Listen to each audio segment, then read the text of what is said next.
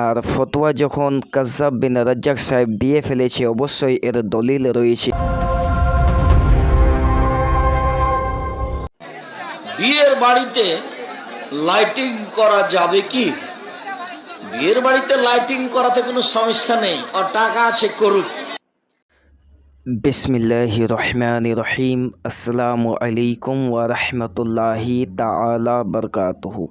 বারাদার ইসলাম, বিয়ের মাহফিল, বিয়ের ময়দান সাজানো হয়ে যাচ্ছে জায়েজ।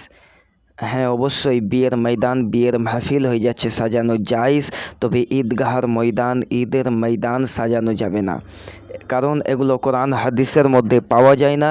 এই জন্য এই ঈদের ময়দানে লাইটিং করা, ঈদের ময়দানকে ঘেরা, এই ঈদের ময়দানকে সাজানো যাবে না। এগুলো হচ্ছে বিদআত, শিরিক, হারাম, কুফরি, এগুলো শিরিক। তবে ঈদগাহর ময়দান সাজানো যাবে না, বিয়ের ময়দান সাজানো যাবে। আর ফতোয়া যখন কাজ্জাব বিন রাজ্জাক সাহেব দিয়ে ফেলেছে, অবশ্যই এর দলিল রয়েছে। হাদিস নাম্বার হচ্ছে বুখারী, তিরমিজি, আবু দাউদ, মিশকাত।